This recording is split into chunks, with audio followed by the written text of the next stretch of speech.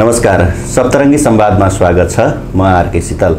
आजको सप्तरङ्गी संवादमा हामी दाङका प्रमुख जिल्ला अधिकारी गोविन्द प्रसाद रिजालज्यूसँग कुराकानी गर्दैछौँ। आज हामी विशेष गरी यो कोरोना संक्रमणको महामारीको समयमा दाङमा भएका कार्यहरू आगामी दिनमा कसरी चाहिँ सतर्कता अपनाइएको छ र समग्र दाङ जिल्लाको विषयवस्तुमा रहेर आज हामी कुराकानी गर्दैछौँ। लागौ कुराकानीतर्फ स्वागत छ कार्यक्रममा। धन्यवाद। के छ दाङ जिल्लाको अहिलेको अवस्था यो कोरोना संक्रमणको विषयलाई समेटेर हेर्दाखेरि? अब अहिले संक्रमितहरूको सङ्ख्या घटिरहेको अवस्था थियो, तर यो हप्ताको पछिल्लो ट्रेन्ड हेर्दाखेरि संक्रमितहरूको सङ्ख्या बिस्तारै बढिरहेको छ। किनभने 3-4 दिन अगाडि जम्मा 13 जना मात्रै हुनुहुन्थ्यो सङ्क्रमित, एक्टिभ केस 13 वटा मात्रै थियो। तर हिजो साँझसम्मकै अब सङ्कलित तथ्याङ्कमा 49 जना व्यक्ति चाहिँ सङ्क्रमित हुनुहुन्छ। यद्यपि त्यसमा अब धेरैजसो नेपाली सेनाको जुन 19 नम्बर बाहिनी थियो त्यसमा सैनिकहरू कर्मचारीहरू हुनुहुन्छ। समुदाय स्तरमा त्यति आत्तिनुपर्ने अवस्था छैन, किनभने हामीले विभिन्न समुदायमा ऱ्यान्डमली स्याम्पलहरू लिएर बुझ्ने कामहरू गरिरहेका छौँ र त्यसरी लगेका स्याम्पलहरू चाहिँ नेगेटिभै आएको हुनाले अहिले नै अब समुदाय स्तरसम्मै भयावह स्थिति छ कि भनेर भन्ने अवस्था त छैन। तर पूर्ण रूपमा अब सङ्क्रमण नियन्त्रणमा नआइसकेको र हाम्रै जिल्लामा पनि छिटपुट रूपमा अझै पनि एक्टिभ केसहरू देखिने क्रम चाहिँ नरोकिएको हुनाले सजगता अपनाउनु पर्ने आवश्यकता अझै छ। जस्तो 13 जना केस चाहिँ हिजो बिहानसम्म हेर्दाखेरि उहाँहरू उपचाररत 13 जना हुनुहुन्थ्यो, अनि अहिले चाहिँ 49 जना पुग्यो। अब नेपाली सेनाको चाहिँ अलि बढी सङ्ख्यामा देखियो भन्ने कुरा पनि छ। उहाँहरू चाहिँ बाहिरी सम्पर्कमा कति हुनुहुन्थ्यो, या त जस्तो कुनै औपचारिक कार्यक्रममा यो समयमा वृक्षारोपण पनि चलेको छ होइन, अन्य कार्यक्रममा सहभागी हुँदा के छ, त्यसको जोखिमता चाहिँ कति छ? अब बाहिर समुदाय स्तरसम्म त त्यति धेरै घुलमिल थियो जस्तो चाहिँ लाग्दैन। शान्ति सुरक्षाको काममा वृक्षारोपण अथवा विपद व्यवस्थापनको त्यस्तो कामहरूमा केही व्यक्तिहरू खटेको हुन सक्नुहुन्छ। त्यसको ठ्याक्कै यकिन जानकारी अब हामीलाई प्राप्त भएको छैन, त्यसैले उहाँहरू कति घुलमिल हुनुभएको थियो भनेर भन्न सकिने अवस्था चाहिँ छैन। तर मलाई के लाग्छ भने धेरैजसो उहाँहरू चाहिँ आफ्नै कार्य उसमै हुनुहुन्थ्यो र धेरै व्यक्तिहरूको अझ त्यसमा पनि सर्वसाधारणको चाहिँ सम्पर्कमा हुनुहुन्थ्यो। उहाँहरूमा चाहिँ त्यो सङ्क्रमण कसरी फैलियो भन्ने के आकलन छ? होइन, अब सङ्क्रमण त अब पक्कै पनि कुनै एकजना व्यक्ति सङ्क्रमित हुनुहुन्थ्यो होला, अब उसको सम्पर्कमा आएको अन्य व्यक्तिहरूमा चाहिँ सर्यो होला। पक्कै पनि उहाँहरूको ट्राभल हिस्ट्रीहरू त्यस्तै गरेर कन्ट्याक्ट ट्रेसिङ गर्ने काम चाहिँ सम्बन्धित अब बाहिनीले गणले गरिरहेकै होला भन्ने लाग्छ। तर यसो हेर्दाखेरि अब कुनै सङ्क्रमित व्यक्तिको सम्पर्कमा आउने अरू व्यक्तिहरू बढी सङ्क्रमित हुन सक्ने भएको हुनाले त्यसै माध्यमबाट चाहिँ सरेको हुन सक्ला। अब समग्रमा दाङ जिल्लाको कुरा गर्दा चाहिँ अहिलेसम्म कति सङ्क्रमित हुनुभयो, कति चाहिँ उपचारपछि फर्किनुभयो, आइसोलेसनको अवस्था अहिले के छ, क्वारेन्टाइनको अवस्था के छ अहिले? अब क्वारेन्टाइनहरू धेरैजसो स्थानीय पालिकाहरूको अहिले बन्द भइसकेको अवस्था छ र केही ठाउँहरूमा मात्रै सीमित सङ्ख्यामा क्वारेन्टाइनहरू सञ्चालनमा छन्। योभन्दा अगाडि हामीले विशेष गरेर भारत लगायत विभिन्न देशहरूबाट आउने व्यक्तिहरूलाई क्वारेन्टाइनमा राख्ने काम गरेका थियौँ र त्यो सङ्ख्या धेरै पनि थियो। हजारौँको सङ्ख्यामा मानिसहरू आउने र उहाँहरूलाई चाहिँ व्यवस्थापन गर्नुपर्ने आवश्यकता थियो। तर अहिले अब त्यो सङ्ख्या अत्यन्त सानो छ, छिटफुट किसिमले मात्रै आइरहनु भएको छ र त्यो बेलाको जस्तो अब धेरै क्वारेन्टाइनहरू सञ्चालन गर्नुपर्ने अवस्था चाहिँ छैन। त्यस्तै आइसोलेसनको लागि केही ठाउँहरूमा व्यवस्था मिलाइएको थियो। एउटा बेलजुन्डीको जुन आयुर्वेद अध्ययन संस्थानको भवन छ त्यसलाई विशेष अस्पतालकै रूपमा, त्यस्तै गरेर घोराई नगरपालिकाले पनि आइसोलेसन सञ्चालन गरेको थियो। बङ्गलाचुली गाउँपालिकाले पनि पद्मोदय स्कुलमा आइसोलेसन सञ्चालन गरेको थियो र देउखुरी क्षेत्रको सङ्क्रमितहरूलाई राख्नको लागि राप्ती प्राविधिक शिक्षालय लालमटियामा पनि आइसोलेसन चाहिँ निर्माण गरेका थियौँ, झन्डै 100 जनासम्म राख्न सक्ने किसिमले। अब अहिले 2 ठाउँमा मात्रै सङ्क्रमितहरू हुनुहुन्छ, एउटा कोरोना विशेष अस्पताल बेलजुन्डीमा र लालमटियाको प्राविधिक शिक्षालयमा 696 जना सङ्क्रमित हो अहिलेसम्म दाङमा त्यो सङ्ख्या। र त्यो मैले अघि नै भने नेपाली सेनाको 19 नम्बर बाहिनीमा देखिएको सङ्क्रमित व्यक्तिहरूको सङ्ख्यासहित जम्मा अहिले हामीसँग 49 जना मात्रै अहिले धेरै सङ्क्रमित पनि हुनुभयो। उहाँहरू उपचारपछि घर पनि फर्किसक्नु भएको छ। घर फर्किसकेपछि उहाँहरूमा कसैमा त्यस्तो किसिमको समस्या देखिने अवस्था देखियो कि नै यो समयमा? अहिले छैन, किनभने उहाँहरूलाई पठाउँदाखेरि नै त्यहाँको डाक्टरहरूले अरू स्वास्थ्य कर्मीहरूले कुनै पनि प्रकारको लक्षणहरू देखियो भने सम्पर्क गर्न भन्नुभएको हुन्छ र जतिजना घर फर्किनु भएको छ उहाँहरूले हामी चाहिँ कुनै किसिमले सङ्क्रमित लक्षण देखिएको छ भनेर सम्पर्कमा आउनु भएको छैन।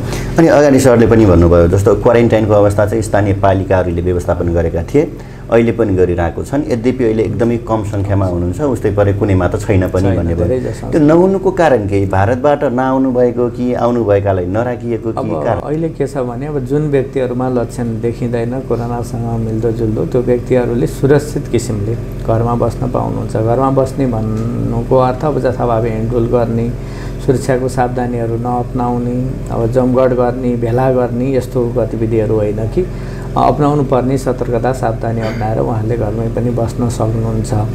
त्यसले पनि सङ्ख्या कम भयो। अर्को अब भारत लगायतको विभिन्न देशहरूबाट आउने सङ्ख्या चाहिँ अत्यन्त कम छ। अहिले फाट्टाफिट्टा कहिलेकाहीँ अब विभिन्न तोकिएको नाकाहरू प्रयोग गरेर 2-4 जना, 8 जना, 10 जना आइरहनु भएको छ। उहाँहरू आउनुभएको तथ्याङ्क तपाईँहरूसम्म, जिल्ला प्रशासनसम्म कसरी आइपुग्छ? त्यो तथ्याङ्क कसरी सङ्कलन हुन्छ? भारतबाट आएको या त अन्य देशबाट आएको भनेर चाहिँ कसरी सङ्कलन? विदेशबाट त्रिभुवन विमानस्थल प्रयोग गरेर आउनुभयो भने उहाँहरूको सबै विवरणहरू लिने काम त्यहीँ हुन्छ। नेपाली सेनाले अब त्यहाँ उनीहरूलाई तोकिएको होल्डिङ सेन्टरमा राख्ने काम गर्छ र विभिन्न अब प्रदेश जिल्लाहरू जसको जिम्मेवारीमा तोकिएको छ उहाँहरूले यहाँसम्म ल्याउने काम गर्नुहुन्छ र यहाँको क्वारेन्टाइनमा राख्ने काम हुन्छ। अब भारतसँगको सीमा नाकाहरू प्रयोग गरेर आउनुभयो भने त्यो तोकिएको सीमा नाकामा पनि नेपाली सेनाको सहयोगमा तोकिएको होल्डिङ सेन्टरमा राख्ने काम हुन्छ र उहाँहरूको सबै लगत विवरणसहित पठाउने काम चाहिँ हुन्छ। अघिल्लो तुलनामा चाहिँ 20मा कम भएको थियो, हिजो फेरि 81 बढ्दाखेरि अलिक त्रसित वातावरण पनि बनेको छ। यो हेर्दाखेरि चाहिँ जोखिम बढ्छ भन्नेमा चाहिँ लगभग अनुमान गर्न सकिन्छ। यद्यपि अब दाङलाई चाहिँ सुरक्षित राख्नको लागि त्यस्ता उपायहरू के अवलम्बन गर्नुभएको छ? अब सरको सङ्ख्या हिजोको तुलनामा आज थपियो अथवा आजको तुलनामा भोलि थपियो भनेपछि त जोखिम बढ्न सक्छ भन्ने कुरा अब अनुमान गर्न सकिने भयो। तर अझै पनि हामीले समुदाय स्तरसम्म परीक्षणको दायरा बढाइ नसकेका हुनाले र जति ठाउँहरूमा हामीले परीक्षण गऱ्यौँ त्यहाँको नतिजा चाहिँ सकारात्मक नै आएको छ। सकारात्मक भन्नाले अब नेगेटिभ चाहिँ आएको छ। यसबाट अब के भन्न सकिने भयो भने समुदाय स्तरसम्म चाहिँ सङ्क्रमणहरू फैलिन सकेको अवस्था भएको हुनाले धेरै तर्सित हुनुपर्ने अवस्था छैन। त्यस्तै गरेर एक्टिभ केसहरू 200 भन्दा बढी भयो भने अब स्थानीय स्तरमै पनि हामीले निषेधाज्ञा लागू गर्न सक्ने, एरियाहरू सिल गर्न सक्ने प्रावधान पनि छ र यो कुरालाई मध्यनजर राखेर कसरी अगाडि बढ्दाखेरि ठिक हुन्छ भनेर सम्पूर्ण सरकारवालाहरूको बिचमा भोलि हामीले एउटा बैठकको आयोजना गरेका छौँ। जिल्ला प्रशासन कार्यालयमा 11 बजे सबै 10वटा पालिकाको प्रमुखहरू र जिल्लाको योसँग जोडिएका अन्य सरकारवालाहरूको बिचमा छलफल गर्ने र परीक्षणको दायरा बढाउनु पर्ने अवस्था आयो भने कसरी चाहिँ अगाडि बढ्न सकिन्छ अथवा कुनै एरियालाई सिल गर्नुपर्ने अवस्था आयो भने कसरी चाहिँ त्यसलाई अगाडि बढाउने। अब चाडपर्वहरू नजिकिएको छन्, भेडभाडहरू पनि बजारमा बढेको छ, जसले चाहिँ असुरक्षित बनाउन सक्छ त्यो बजारलाई चाहिँ कसरी व्यवस्थित गरेर लैजान सकिन्छ भन्ने विषयमा छलफल हुन्छ र तत्पश्चात चाहिँ एउटा निष्कर्षमा पुग्ने काम होला। यो जोखिमलाई हेर्दाखेरि अन्य जिल्लाको तुलनामा हेर्दाखेरि दाङ चाहिँ अहिलेसम्म सुरक्षित छ। यद्यपि दङ्गालीहरू त्रसित बनिरहेको अवस्था पनि हो, त्यो समग्र नेपालभरिकै अवस्था पनि हो। त्यो सँगसँगै अब जस्तो बजारमा भिडभाड बढ्दै गर्दाखेरि त्यो भिडभाडमा चाहिँ सामाजिक दूरी नदेखिने, मास्क प्रयोग नगरेर हिँडिदिने त्यो समस्या छ नि, त्यो समस्या चाहिँ समाधान गर्न अलिकति सम्बन्धित निकायले पनि अलि ध्यान नदिएको हो कि प्रशासनले टाइट गर्न नसकेको हो कि कारण के हो? यस्तो छ, कोरोना सङ्क्रमणलाई नियन्त्रण गर्ने सन्दर्भमा हामी केही तोकिएका जिम्मेवार व्यक्तिहरू र केही संस्थाहरू जति जिम्मेवार छौँ त्यत्तिकै स्वयं व्यक्ति पनि जिम्मेवार हुनुपर्छ जस्तो चाहिँ मलाई लाग्छ। किनभने कुनै एउटा व्यक्ति सङ्क्रमित हुनु भनेको उसको परिवार सङ्क्रमित हुनु हो, उसको परिवार सङ्क्रमित हुनु भनेको उसको सम्पर्कमा आएका अरू व्यक्तिहरू सङ्क्रमित हुनु हो, समुदाय सङ्क्रमित हुनु हो र त्यसले भोलि जिल्ला हुँदै गएर अब वृहत रूप लिन सक्ने सम्भावना भएको हुनाले स्वयं व्यक्तिले नै मैले सङ्क्रमित नहुनको लागि के उपायहरू अवलम्बन गर्नुपर्छ भनेर त्यो सोच दिने हो र त्यही किसिमको व्यवहार प्रदर्शन गरिदिने हो भने सङ्क्रमणलाई नियन्त्रण गर्न पनि सकिन्छ। सही किसिमले व्यवस्थापन पनि गर्न सकिन्छ र त्रासमा बस्नु नपर्ने अवस्थाको पनि सिर्जना गर्न सकिन्छ। तर यदाकदा अहिले बजारतिर देखिरहेको जुन गतिविधिहरू छ त्यो गतिविधिहरूसँग हामी पनि सन्तुष्ट छैनौँ, किनभने अब भिडभाडहरू बढिरहेको छ। विभिन्न व्यवसायीहरूको पसलहरूमा जाँदाखेरि उहाँहरूले पनि अपनाउनु पर्ने जुन सावधानी छ, सतर्कता छ, नअपनाएको अवस्था चाहिँ देखिन्छ र त्यो कारणले भोलि फेरि केही गरेर सङ्क्रमण फैलिने अवस्थाको सिर्जना भयो भने त्यसले भयावह अवस्था हुन सक्ने भएको हुनाले सबैले आफ्नो तर्फबाट त्यो रोकथामको लागि पहल गर्नुपर्छ जस्तो चाहिँ लाग्छ। यद्यपि अब कहीँ कतै अटेर गरेको यस्तो अवस्था छ भने उनीहरूलाई नियन्त्रणमा लिने कारबाही गर्ने कामहरू चाहिँ हामीले गरिरहेछौँ। त्यो कारबाही भनेर नगदै जरिमाना नहोला, धेरै समयसम्म कुनै ठाउँमा होल्ड गर्ने, सम्झाइ बुझाइ गर्ने यस्तो कामहरू गरेर पनि उनीहरूलाई चाहिँ नसिहत दिने कामहरू भइरहेको छ।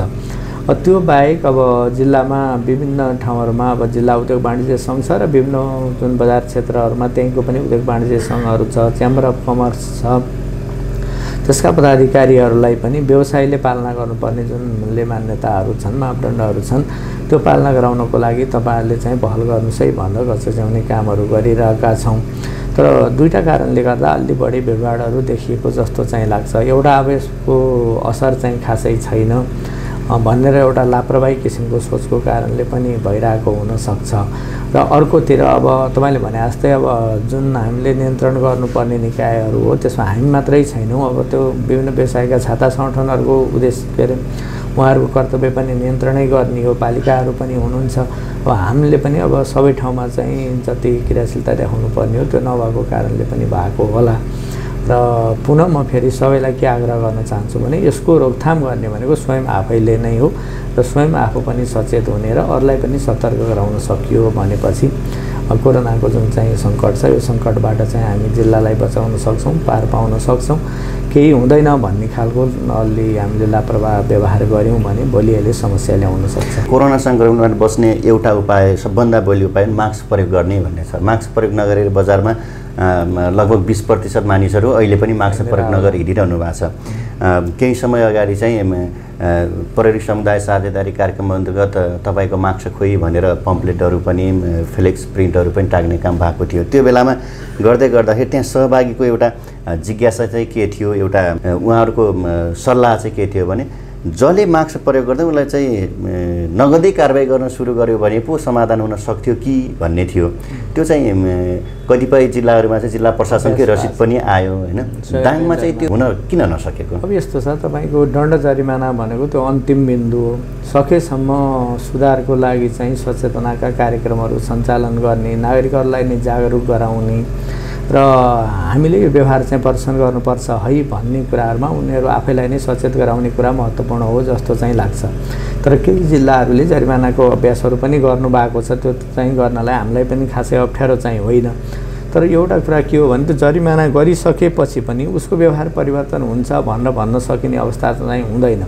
त्यसै कसैले लाउला, तर त्यो भनेको त जबरजस्ती उसले कसैको डरको कारणले, करको कारणले अथवा मैले चाहिँ जरिमाना तिर्नुपर्छ है भन्ने चाहिँ त्रासको कारणले लगाउने भन्दा पनि हाम्रो उद्देश्य उनीहरूले स्वतःस्फूर्त किसिमले नै मास्कको चाहिँ प्रयोग गर्नुपर्छ भन्ने अवस्थाको जहिलेसम्म सिर्जना गर्न सक्दैनौँ त्यो बेलासम्म यो समस्या कहीँ न कहीँ चाहिँ देखि नै रहन्छ। त्यसैले व्यक्तिलाई नै हामीले सचेत गराउने हो र मैले अघि नै भने जस्तो यो सङ्क्रमण रोक्ने चाहिँ मेरो पनि दायित्व हो भन्ने खालको म आफैलाई चाहिँ अनुभूति गराउने र अर्कोलाई पनि त्यही किसिमको व्यवहार प्रदर्शन गर्नको लागि चाहिँ झकझक्याउने काम गर्न सक्यौँ भने त्योबाट अलि बढी चाहिँ सकारात्मक नतिजा आउँछ जस्तो चाहिँ लाग्छ।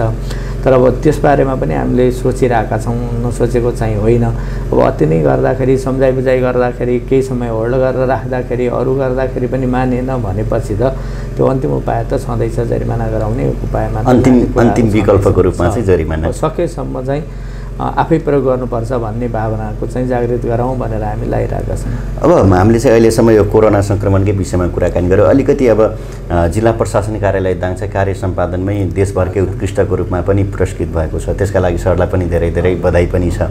त्यो सँगसँगै के त्यस्तो काम गर्नुभएको थियो, कसरी कार्य सम्पादन गर्नुभएको थियो जसका लागि चाहिँ उत्कृष्ट दाङ प्रशासन भयो? भन्नाले जिल्ला प्रशासन कार्यालय दाङको मात्रै नतिजा होइन त्यो, किनभने अब हामीले हरेक वर्ष जति काम गर्छौँ भनेर जिम्मेवारी दिएको हुन्छ त्यो काम गर्दाखेरि अरूको भूमिका पनि त्यत्तिकै चाहिँ प्रभावकारी हुनुपर्छ र भयो भने मात्रै नतिजा राम्रो आउने हो।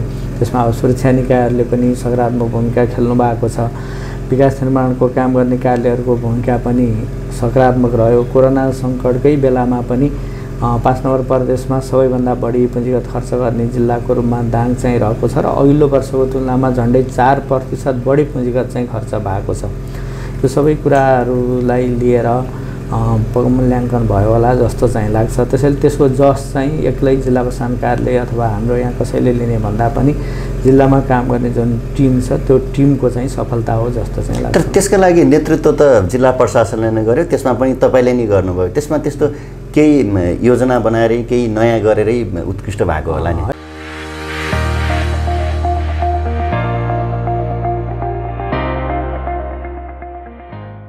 नमस्कार, म गायिका ज्योति मगर। तपाईँ यति बेला हेर्दै हुनुहुन्छ सप्तरङ्गी एसडी टेलिभिजन, तपाईँको रोजाइको। होइन, अब सबै कुराहरू अब वर्षभरिमा यो कामहरू गर्ने भन्ने कुराहरू लिपिबद्ध नै थियो र त्यो छुट्टै नयाँ कामहरू पनि केही थिएनन्। विगत वर्षहरूमा पनि अब हामीले गरिरहेकै काम हो। सांसद सेवा काम सधैँ अब कार्यालय स्थापना भएदेखि नै गरिरहेकै हो। विकास निर्माणका कामहरूमा समन्वय सहजीकरण गर्ने कुराहरू अब सधैँ भइ नै हाल्थे। सेवा प्रवाहका कुराहरू नागरिकहरूलाई अलिकति चाहिँ अब सहज किसिमले कार्यालयबाट चाहिँ सेवा सुविधाहरू पाउने कुराहरू त्यो सधैँ नै हुन्थे। विपद व्यवस्थापनका कामहरू हामीले सधैँ गरिरहेकै कामहरू थियौँ। अब त्यो कुरामा परिचालन गर्ने सन्दर्भमा त अब नेतृत्वको पनि केही न केही भूमिका चाहिँ रहन्छ। उसले कति सहजीकरण गर्न सक्यो, कति समन्वय गर्न सक्यो, देखेका कुराहरू विवादका कुराहरूलाई कति सहजै किसिमले समाधान गर्न सक्यो, त्यो मात्रै नभएर अब नागरिक स्तरसम्म पनि कति चाहिँ सकारात्मक छाप छोड्न सक्यो भन्ने कुराले पनि मूल्याङ्कन हुने कुराहरू त रह्यो नै। तर जे विषयवस्तुहरूलाई लिएर हाम्रो मूल्याङ्कन हुन्छ त्योमा एक्लै अब प्रमुख जिल्ला अधिकारीको मात्रै भूमिका अथवा जिल्ला प्रशासन कार्यालयको मात्रै नभएर अब कार्यालयको सम्पूर्ण टिमको त रहने नै भयो। त्यो बाहेक सुरक्षा निकायको अब सबै टिमहरू, जिल्लाको विकास निर्माण सेवा प्रवाहसँग जोडेका अन्य कार्यालयहरूसँगको पनि समन्वय र अब सहकार्यबाट पनि नतिजा चाहिँ आउने हो। अब हाम्रो सन्दर्भमा योचोटि ठिकै भयो भनेर भन्नु पर्यो। अब यो सँगसँगै दाङमा जस्तो अगाडि कुरा गर्दा पनि सुरक्षा निकायले त्यही किसिमको भूमिका खेलिदिनु भयो र चाहिँ दाङ उत्कृष्ट भयो। यो पछिल्ला वर्षहरूलाई हेर्दा दाङ आएको करिब 1 वर्ष बित्यो क्यारे होइन। यो बिचमा चाहिँ दाङमा शान्ति सुरक्षाको अवस्था कस्तो पाउनुभयो, के छ? अब यस्तो छ, अब ठुलो खालका त्यस्तो घटनाहरू चाहिँ घटेको अवस्था चाहिँ छैन। अब सानातिना घटनाहरू छिटपुट रूपमा त जुन समाजमा पनि हुन्छन् त्योहरू भइ नै रहेको छ। अरू कुराहरू सबैसँग अपराध नियन्त्रण यस्तो कुराहरू जो छ त्योमा हामी सन्तुष्ट नै छौँ।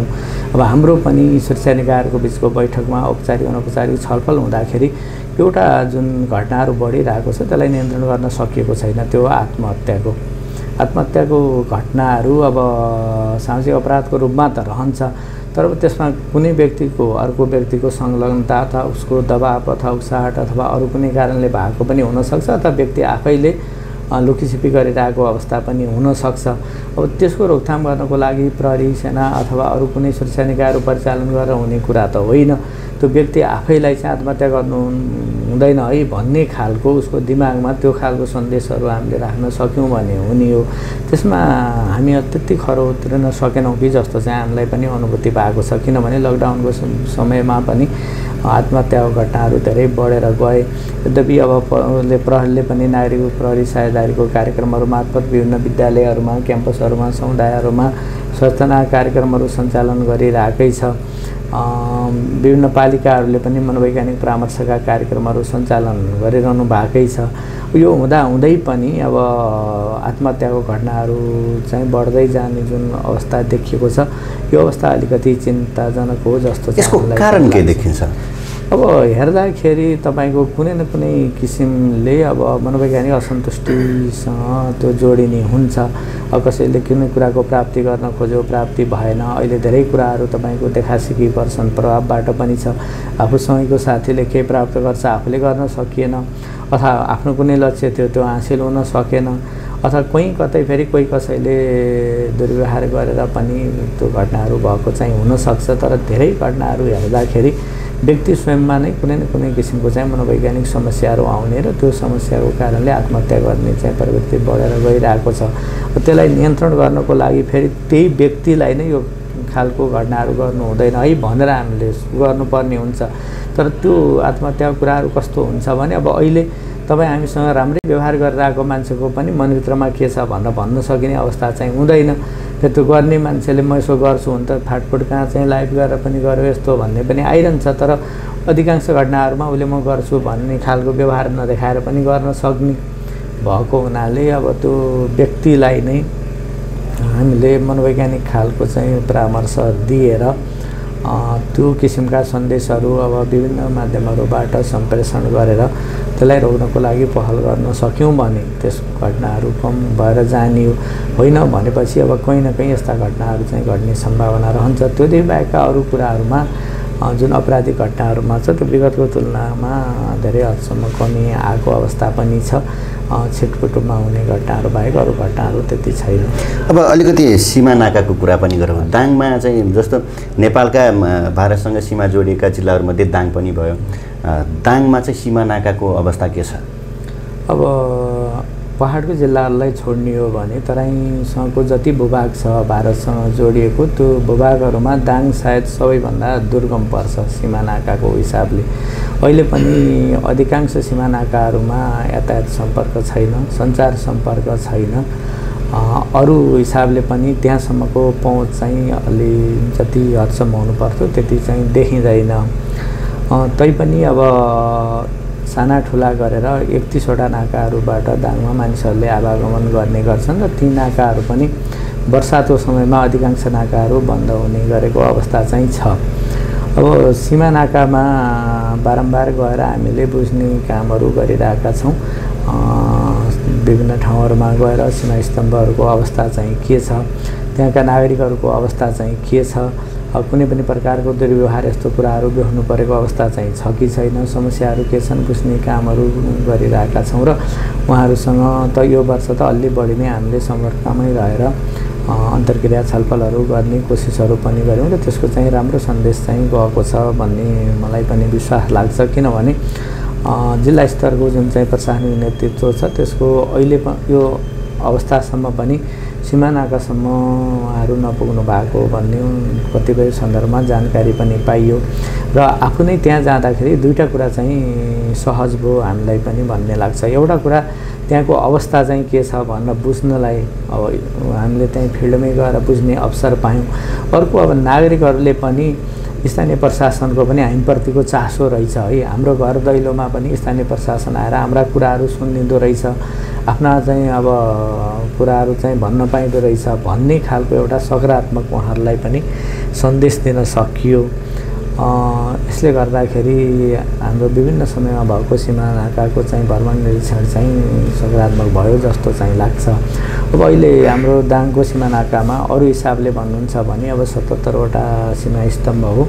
77वटा सीमा स्तम्भमध्ये एउटा सीमा स्तम्भ हराएको छ र खोलाले बगाएको त्यो सीमा स्तम्भलाई पनि पहिले जुन ठाउँमा थियो त्यहाँ स्थापना गर्नको लागि पहल भइसकेको छ र नेपाल भारतको जुन जोइन्ट सर्वे टिम छ त्यो जोइन्ट सर्वे टिमले सर्वे गर्ने र कहाँनिर पहिला हाम्रो सीमा स्तम्भ थियो पत्ता लगाएर त्यहाँ सीमा स्तम्भ चाहिँ निर्माण गर्ने कामको थालनी गरिसकेको छ।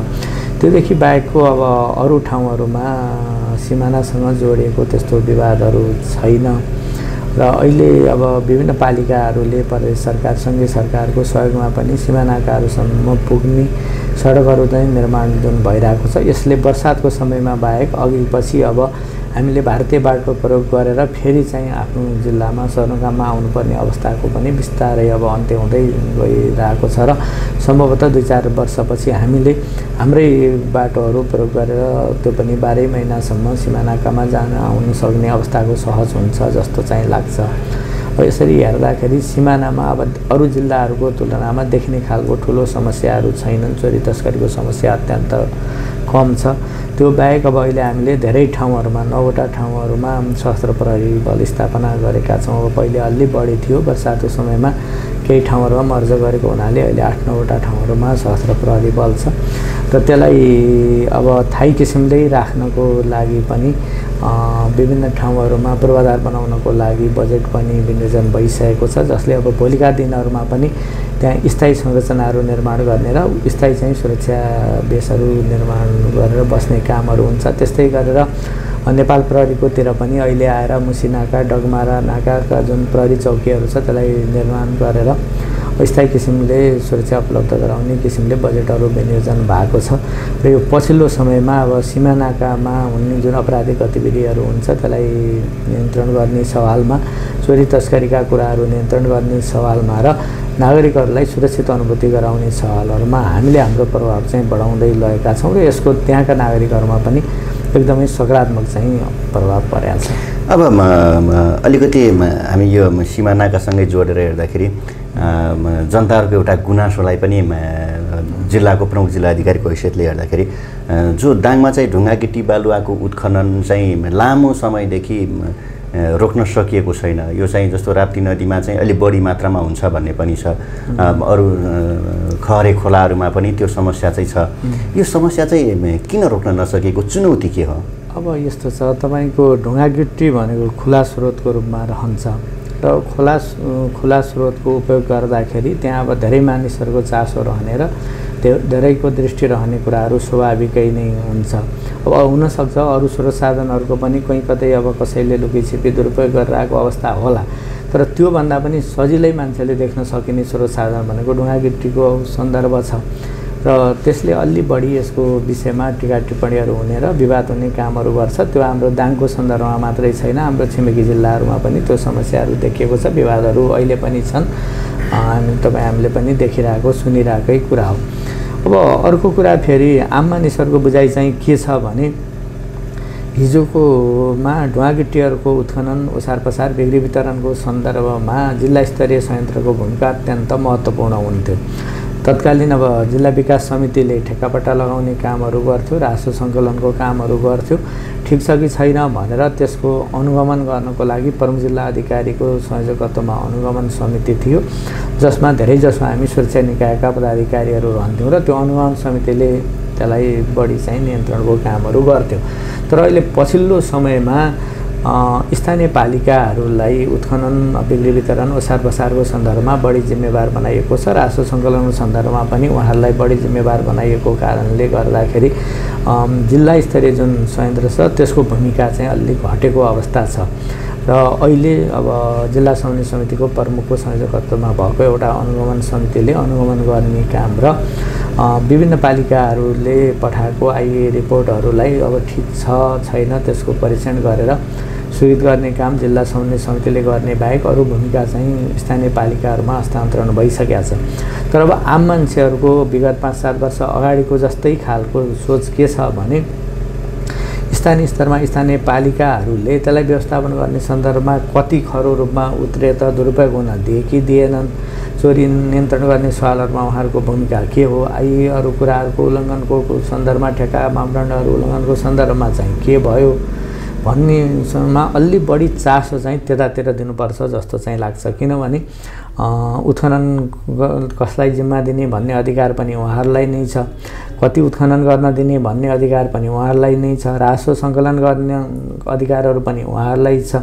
हामीले त खालि त्यसको ठिक छ वा छैन भनेर हेरेर सुझाव दिने मात्रै हो।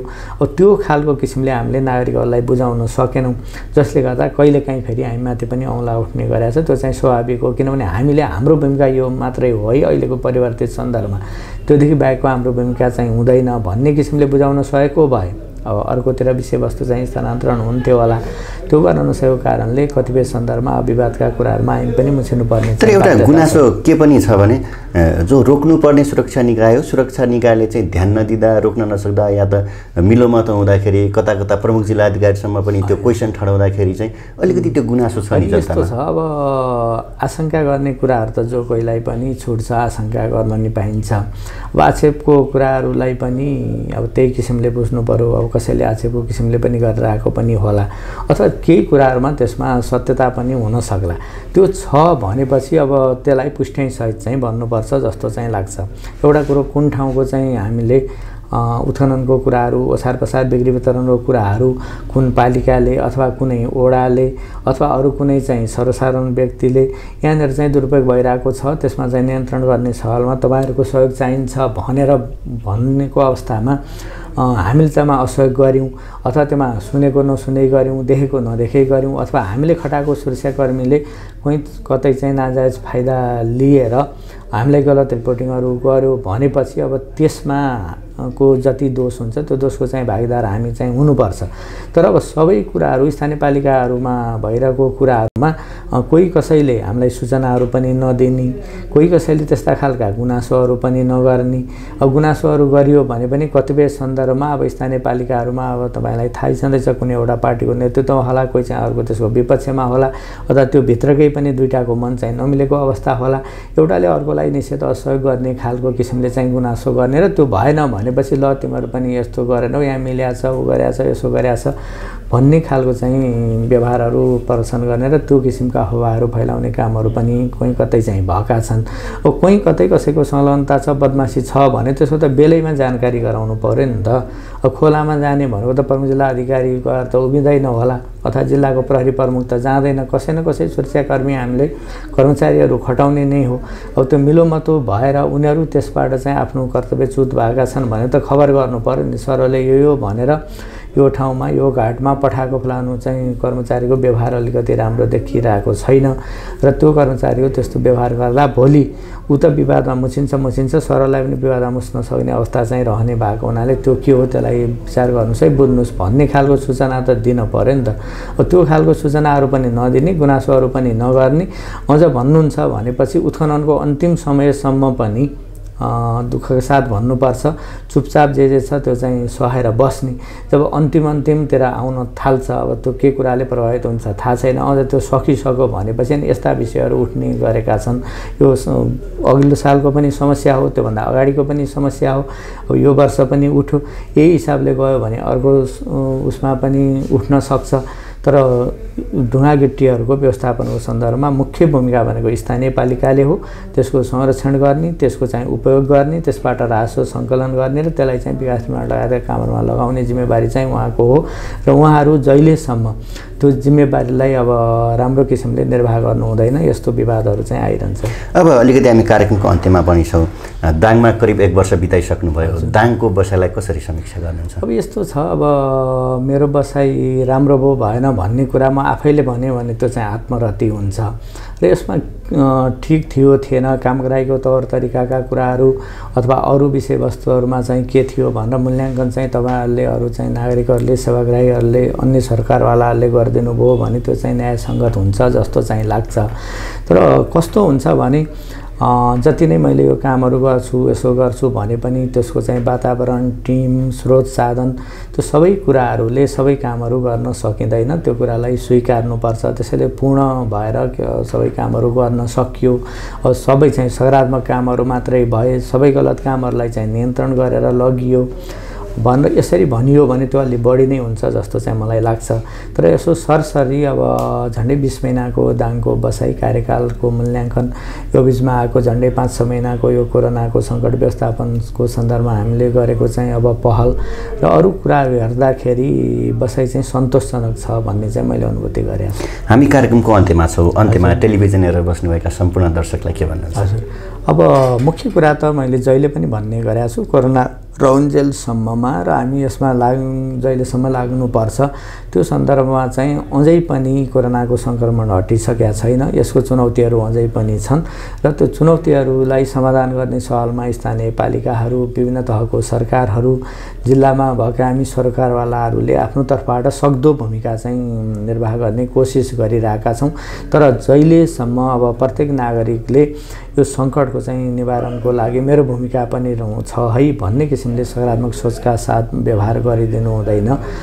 यसको जोखिम पनि रहिरहने सम्भावना रहने भएको हुनाले यहाँहरूको तर्फबाट पनि सकारात्मक पहल रहोस् भनेर म चाहिँ आग्रह गर्न चाहन्छु। अरू केही नभए पनि भिडभाडहरू नगरिदिने, अपनाउनु पर्ने सुरक्षाका न्यूनतम जुन चाहिँ मापदण्डहरू छन् त्यो मापदण्डहरू चाहिँ अपनाइदिने यति कामहरू मात्रै गरिदिनु भयो भने पनि धेरै हदसम्म सङ्क्रमण फैलिन नसक्ने सम्भावना रहन्छ भनेर उहाँहरू सबैलाई मैले अपिल पनि गरेँ। र अर्को कुरा अब कामगराईका सन्दर्भमा हाम्रोले कति व्यवहारहरू यहाँलाई मन परेको छैन भने पनि त्यसको चाहिँ स्वस्थ किसिमले चाहिँ आलोचना गरिदिनु भयो अथवा यहाँनिर चाहिँ अलिकति कमी कमजोरी देखिएको छ भन्ने खालका सुझाव दिनुभयो भने त्यो सुधार्नलाई सहयोग पनि पुग्छ। र भोलि अब मै आफैले अर्को ठाउँमा गएर काम गर्दाखेरि पनि त्यो मार्गदर्शन हुन्छ र मभन्दा पछि जिम्मेवारी लिएर नआउने कुनै साथी त आउनुहुन्छ नै, उहाँलाई पनि काम गर्न चाहिँ सहज हुन्छ जस्तो चाहिँ लाग्छ।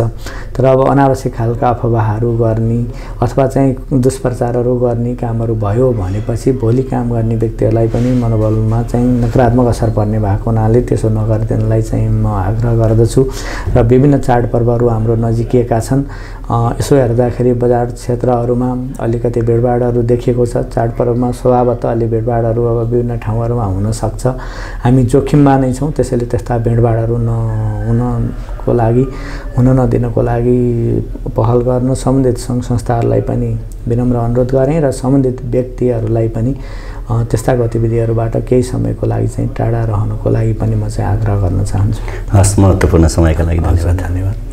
उहाँ हुनुहुन्थ्यो दाङका प्रमुख जिल्ला अधिकारी गोविन्द प्रसाद रिजाल। आज हामीले विशेष गरी दाङमा कोरोना सङ्क्रमणको जोखिम, त्यसबाट बच्नको लागि जिल्ला प्रशासन लगायत दाङ जिल्लामा अपनाइएका सुरक्षाका उपायहरू र समग्र दाङ जिल्लाका समसामयिक विषयवस्तुमा रहेर कुराकानी गऱ्यौँ। आजलाई कार्यक्रम यति नै।